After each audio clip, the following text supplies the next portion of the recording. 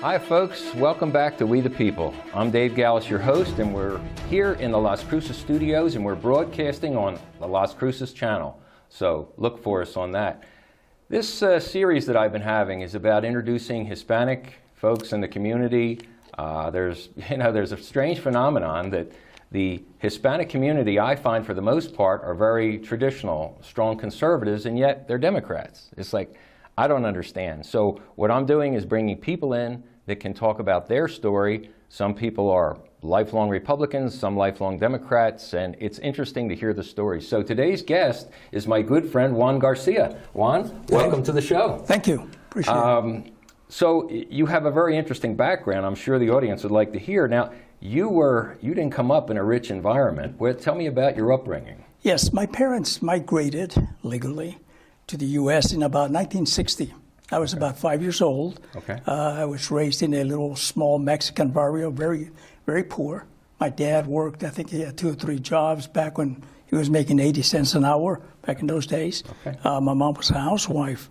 My parents spoke very little English, but my father and my mother, they had a very principled way of raising us, that you work and you work and you work. I find that in the Hispanic community all the time, so I hear you. And a barrio is all Spanish descent or all one culture, I guess, living in the same? Yes. In Harlingen, where I grew up, I'm going to guesstimate that it was probably about 80% Hispanic, Wow.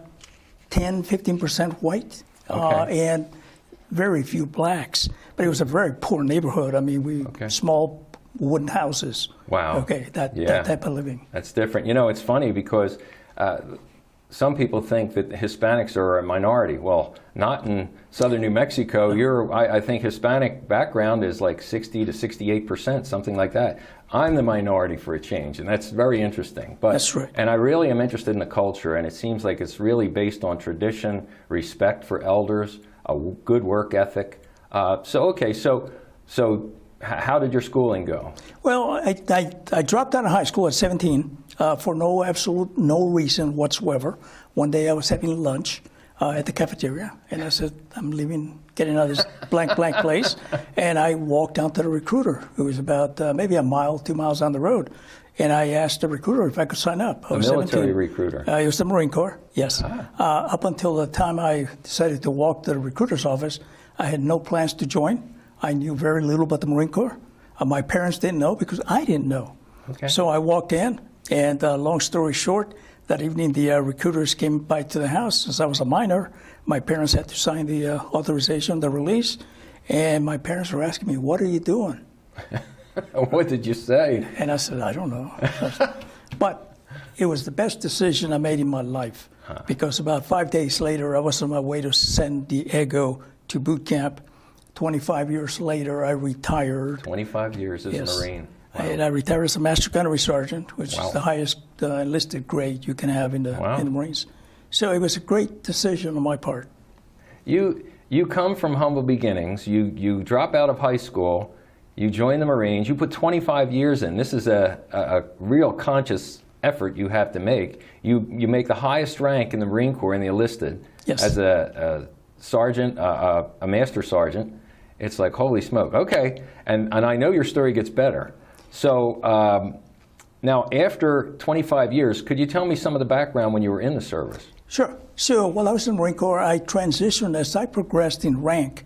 My assignments became more into the missile testing. So basically, air defense, the Marine Corps had an air defense system at the time, and I think they have some version of it today. And I was working here at White Sands quite a bit. So I work with Raytheon very closely because they were a defense contractor. Mm-hmm. That is correct. And when I was ready to retire, they offered me a position. Not surprised. And it was basically a smooth transition. from being in uniform to being out of uniform, kind of sort of doing the same job. Right. Of course, in civilian clothes. Oh. So from there, I spent about 22 years with Raytheon. Wow. During which time I was able to get my degree, GI Bill. Through the GI Bill. Okay. Yes. I got my BSM in business management. You got a bachelor's degree in business management. Correct. You drop out of school, you go into the service, 25 years in the service, and you got your bachelor's degree in business. Okay, so now you're working for Raytheon, and could you tell me about your jobs in Raytheon? Yes, I started out at the ground level, obviously. I mean, doing the dirty work, but I had a lot of opportunities, and I would like to think that they were not based on my color. They were based on my work ethics, my dedication, loyalty to the team, and I was able to progress up to program management. The largest program I managed was worth about $500 million. $500 million. $500 million. I would say they have confidence in your skills, not your skin color. I would like to think so. I would think, yes. And it was a torpedoes program out of Keyport, Washington. I was there about 18 months. After that, I had a couple of assignments. Probably the three biggest ones after that were the one in Saudi Arabia, which was about 18 months working with the Saudis, Saudi Air Defense there, Patriot Program Air Defense. And then I transitioned into Taiwan, where I was there for about a year and a half also as a site manager. And in between, I had various assignments, mostly leadership assignments. A couple points to the military out there. I'm sure some of the folks are going to understand what you're saying. Those torpedoes you worked on, what torpedoes were they? It was a Mark 48, which is the heavy torpedo, so to speak. Right. And then it was the Mark 54. Now these are all underwater. Yes. Well, the 54, and I don't know if they still have it or not, it could be launched from the air. Wow. Or dropped from the air, I should say. Okay. For, I guess, submarine warfare and battle warfare. Okay. In Saudi Arabia, you had the Patriot missile system.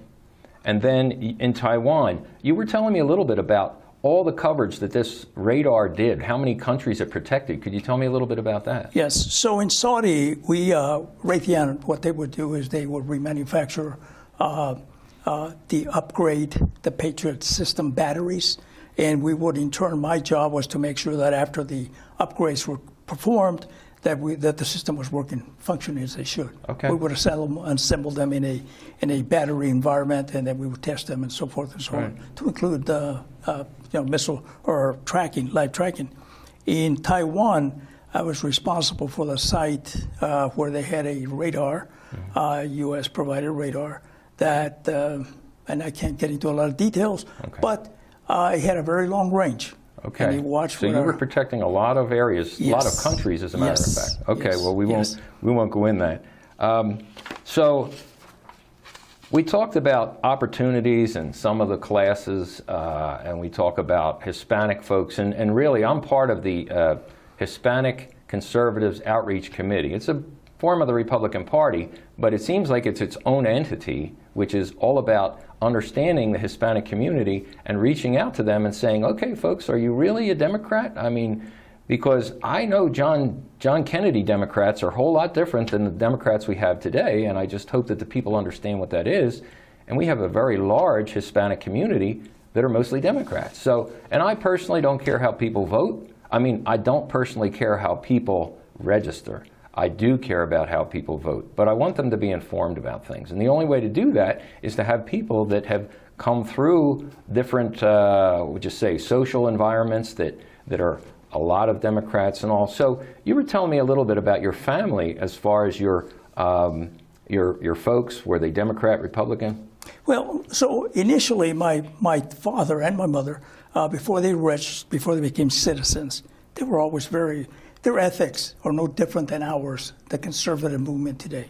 Right. Nothing different. Right. They just didn't have a title called, quote, Republican or Democrat. Sure. As time went on, my mother was very active in the church, and when she became a citizen, she registered as a Democrat.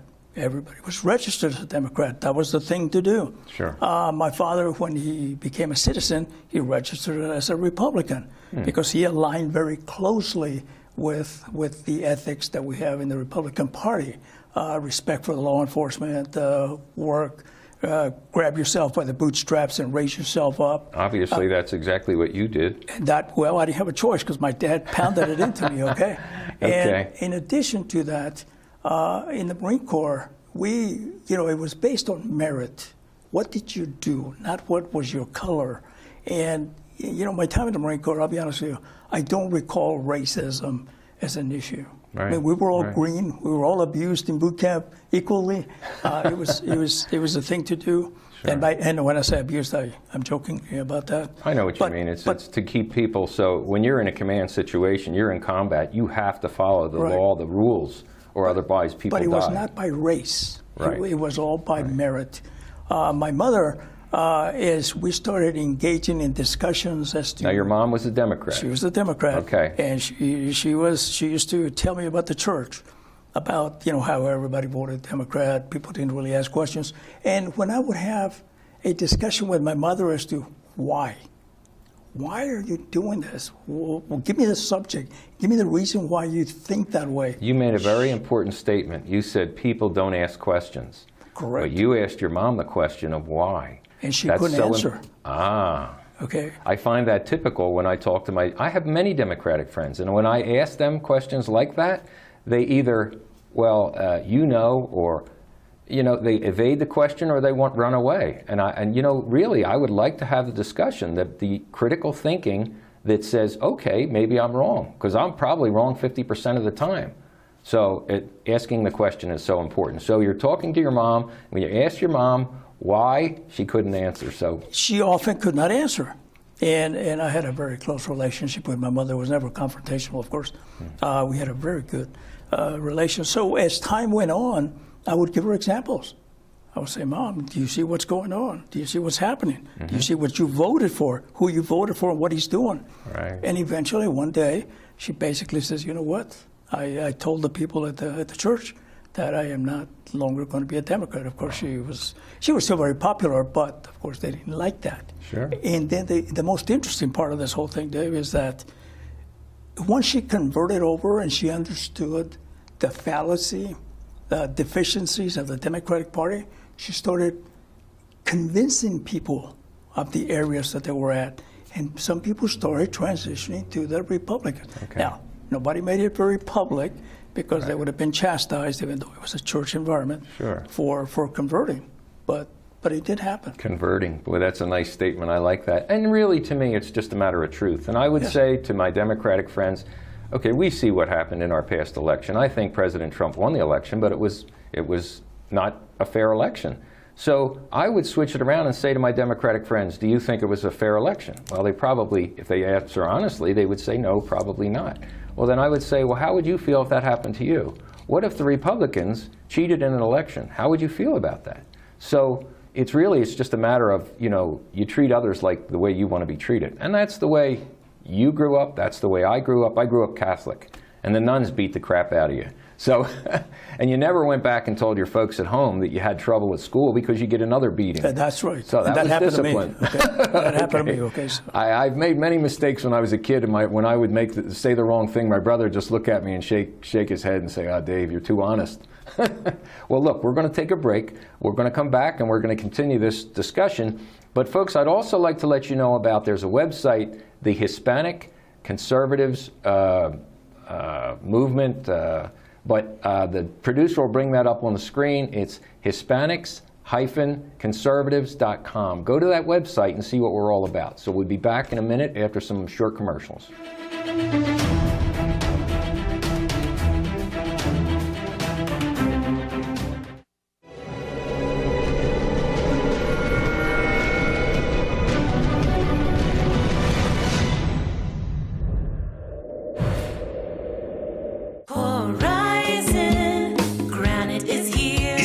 Horizon Granite is here. We'll come to you to customize your kitchen and bathroom with beautiful countertops and cabinets. Find out more at horizongranite.com. Call us at 575-650-3180. Horizon Granite is here. It's here. Make yourself a beautiful home.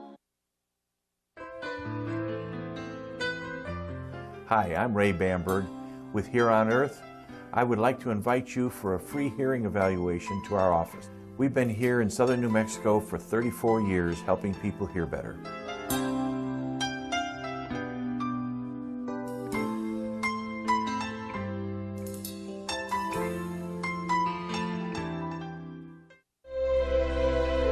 They've stormed beaches and freed countries.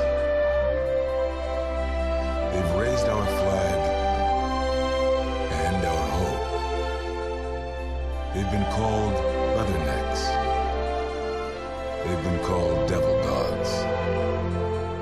But above all, they're called Marines.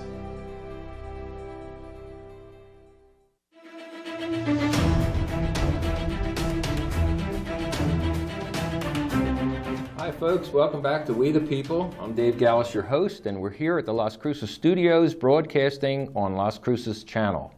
My special guest today is Juan Garcia. We've been talking about the difference between Democrats, Republicans, heard a lot of history with Juan, and he came from very humble beginnings, dropped out of high school, worked 25 years as a Marine protecting our country, 22 years as a defense contractor for Raytheon. And Juan is telling us about the work ethic and what he was mentioning before the show about how the Democrats give you entitlements, hand you give you something for nothing and expect that all you have to do is vote Democratic. But what the people don't understand is that they're duped into this, what would you say, this parasitism. So Juan, why don't you tell us about what you see? So Dave, that's an excellent analogy. And it reminds me of back when I was in high school. I think I was in the 10th grade. And there was a small-time drug pusher, who used to sit behind me in class and get his weed and joints and everything ready to go. And his method of selling and making business, and this guy is 16 years old, 17 years old, wow, is I will give those that want to try it some. And I'll keep giving them some until I get them addicted. Yes. Sounds like the welfare drug system. Exactly. Wow. And basically what he would do, and of course, at the time acid was very, very common, and so was, marijuana. And he would indicate to me that once people started liking him, and then he would say, well, there's a price. Now you got to pay. There's no more freebies. And to me, that's the same analogy used by the Democratic Party, Sure. is that right now they're handing out free Stimulus schools, checks, stimulus checks like there's no tomorrow. Yeah. Everything is, quote, free. What? But people don't realize that sooner or later they're going to pay for this. Well, our great-grandchildren are going to have to pay because we're in trillions of dollars of debt. And it's like, at what point do you say no? I knew how to balance a budget when I was 19 years old and I was starting a family. Correct. The Democrats don't know how to balance a budget. They just keep spend.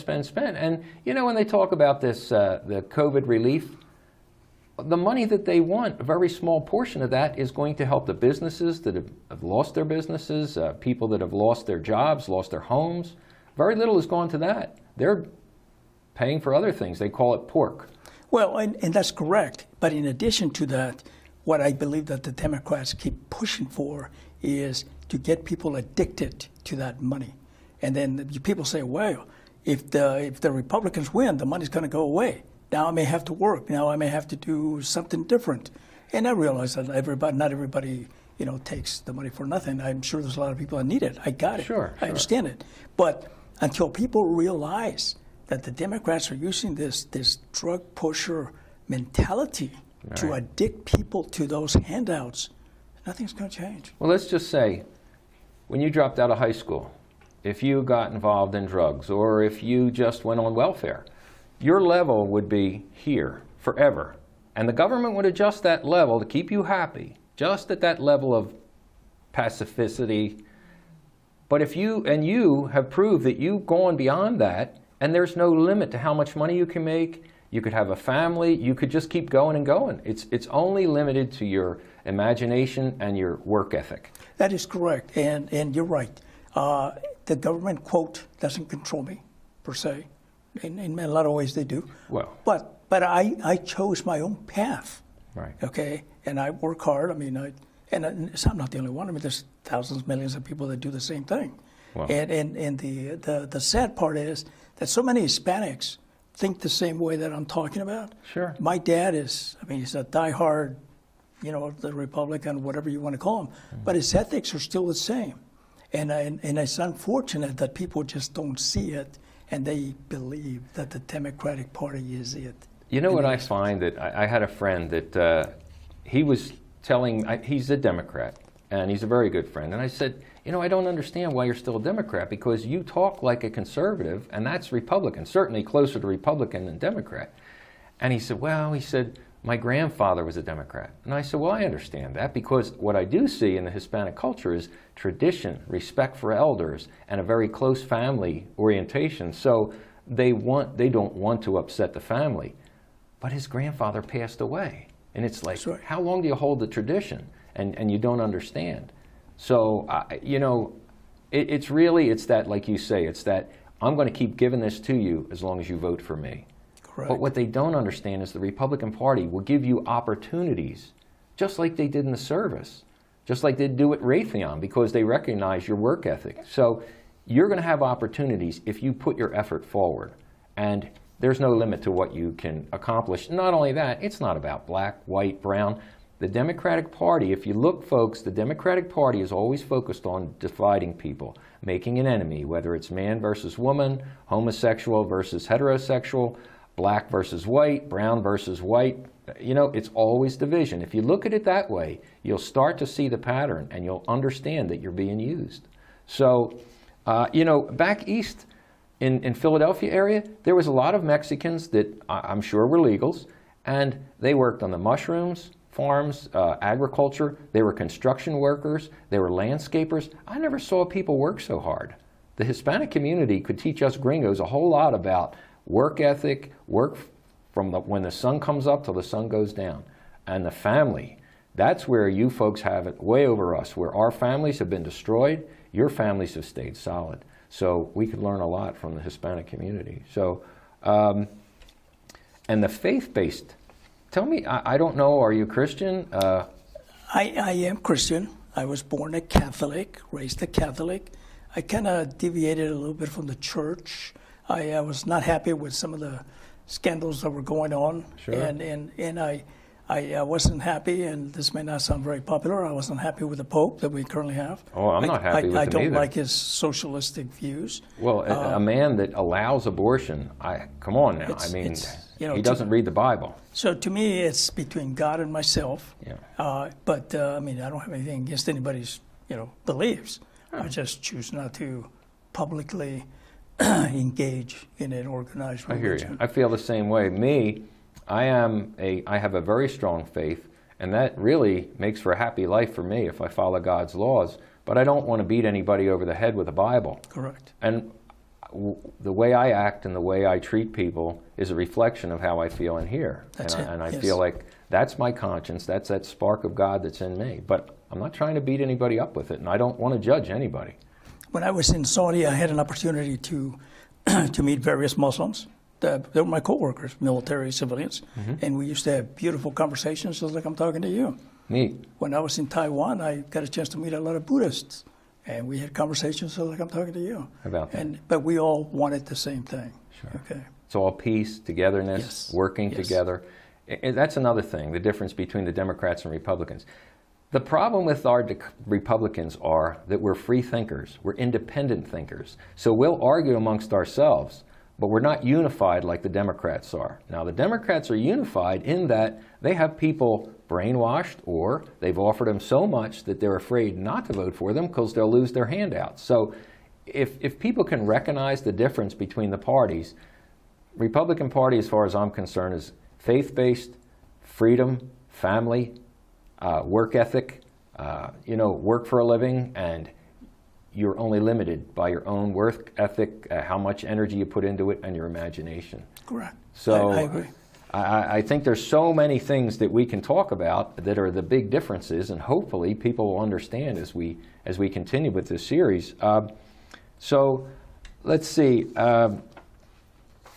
President Trump seems to be a very big issue. Now, I am a very big supporter of President Trump. As far as I'm concerned, he's not only the greatest president I've witnessed personally, not that I've met him, which I'd like to, but he's the greatest president I've ever even studied in history. I mean, with all that he had to contend with. I would think if people just would go back and see what he's done over his 4 years, and then look at all the, the swamp that he had to deal with in Washington, D.C., people that he thought he could trust, the backstabbers, the news media, the big tech, even foreign countries. He has probably saved us from world wars, dealing with North Korea, with China, and it's really dangerous, and it's very scary to think that we have somebody in the White House now that is trying to point the finger at Russia when China is the problem. It's like Biden is changing the whole narrative to try and make people think differently. So I just wonder what your thoughts are on President Trump and President Biden. So I was a big supporter of President Trump. I'll be honest with you. There was times when I would cringe at some of the comments he would make. Oh, absolutely. Okay? I do too. I mean, I'm not going to deny it. However, his policies were solid. Yes. Okay. I think if he would have just, gotten his behavior just a little bit more under control, I think he would have been, he may still be in office today. Yeah. Forget the cheating and the scandals that happened. Whereas current President Biden, I followed Biden since back in the Anita Hill era. Oh, yeah. And he was a somewhat middle of the road kind of guy. Right. But today he sold his soul to the devil. You know darn well that when he was losing the initial primaries and he ended up winning after Mr. Clyburn, Congressman Clyburn, I think his name is, somehow another one in North South Carolina, one of the Carolinas, and everything changed, everybody started dropping out of the race. Yeah. He sold himself, okay, Yeah. and now he's paying. Yeah. And you don't have to argue with me. I don't have to argue with you. You can see it. Yeah, every I know. one of his policies, every one of his actions, even today, to demonize this country by saying that we're a racist country. And here I am, okay? Yeah. Okay, and I'm saying, what are you talking about? No, I hear you. So Biden has no credibility. Well, Juan, it's the end of the show. It's gone so fast. I really appreciate your information and your background, and I appreciate you serving our country in the Marines. Thank you so much.